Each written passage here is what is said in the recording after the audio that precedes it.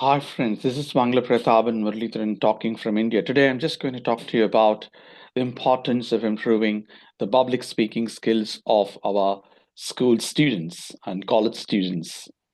It's not so easy for all of us to think about working on one's public speaking skill.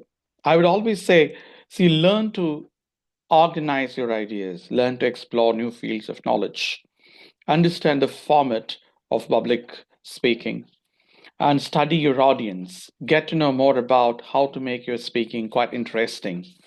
Organize your ideas with a systematic plan. So you should have anecdotes, quotes, poems, stories, or even research insights ready. You could even show some videos or sometimes audio clips, etc. Or you can use a few PPTs.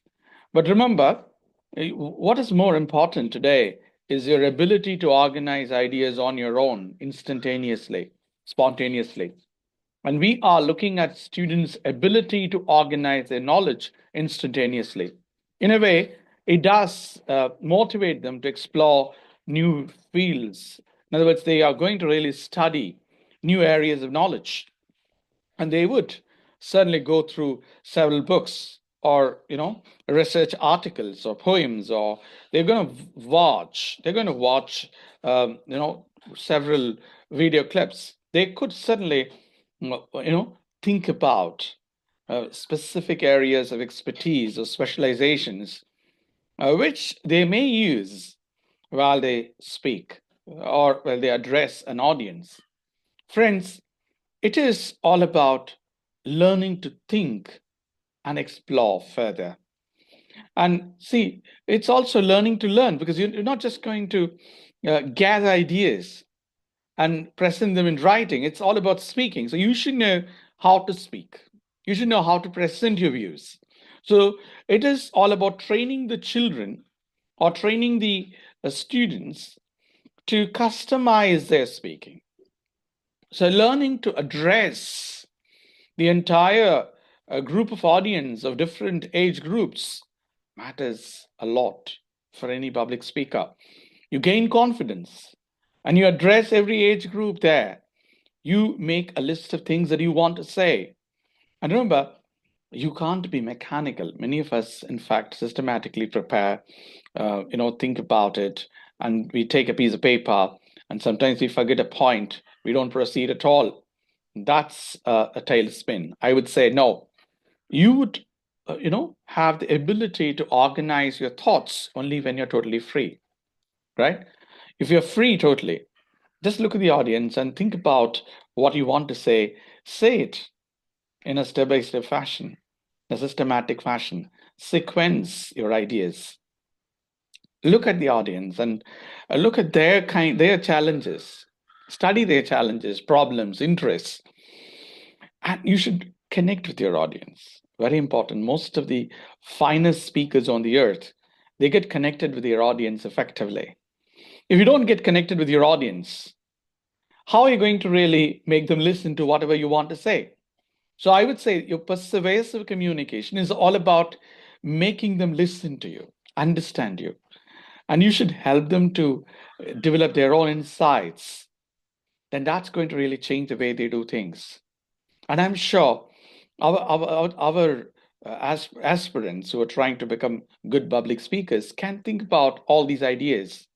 They can work on various themes, topics, by going through magazines, newspapers, or research articles, or watching interesting videos, uh, listening to lectures or podcasts, etc. That would help them to, improvise their knowledge. So I would say it is one of the finest tools that we have today to make children learn a lot. It is also going to help them because today the social skills are waning away on an everyday basis. If you look at how people interact, it has changed drastically. For one reason, they're all the time hooked to their social media pages. They don't say things to others, but they share things in the social media. I think that's something that they have to really change. We have to talk to people. We have to make sure that our children are gifted with people skills, social skills. They learn to motivate others. They learn to pacify somebody who's angry. They learn to convince somebody. They do empathize with people. They feel for others. They're compassionate. So all these things can happen only when they are good at their social skills and people skills. For which I think public speaking is one of the tools that we can make use of, so they can work on not just their vocabulary, their proficiency, the language, and their grammatical accuracy, and their accent. Above all, they could also become one of the finest communicators on the earth.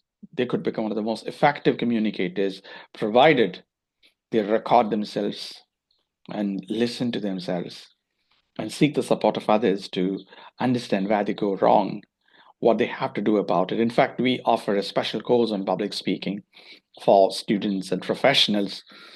And in our Fluency Center, we train them to get to know the nitty gritties of organizing their speech. In fact, we give them 1 minute presentations, 2 minute presentations, 3 minute presentations, 5 minute presentations, and they could make presentations even for 10 minutes and more. But remember, record them. As teachers, you have a great responsibility to record, listen to them, and then identify the challenges, enlist them. And you can't change everything in one day. You have to give them time to transform themselves. Today, I think this is what I'm going to say. You have to record, listen, review. These are very important things, three important things that you have to really remember doing. And you should also give them a chance of listening to at least 50 different public speakers. I would always ask them to listen to the finest speeches available on the earth. Whether it's a speech of Rabindranath Tagore or President Radhakrishnan or Dr. Martin Luther King or Mother Teresa or it's Mahatma Gandhi or Jawaharlal Nehru or anybody else or Winston Churchill, right? So I would suggest you to think about listening to varieties of specialists and experts. You can listen to Harvard talks, Stanford talks. You could listen to Cambridge lectures, Oxford lectures, or the Doha debates, or I Square E debates, etc. So that would change the way you think. And you should also see how the finest brains on the earth interact with, the intelligentsia. Because I would always say Google Talks is one thing that I promote in my classrooms to make them understand how people interact, understand others' opinions, say their, stances very clearly. So you might think about using all these. And we could also watch a lot of TED Talks. So that helps you to improve your communication, your style of expression, your range of vocabulary, your collocations, the formats of discourse that you make use of, etc. All right. So if you want to know more about me, visit me at www.poetmangalaprataban.blogspot.com. That is www.poetmangalaprataban.blogspot.com.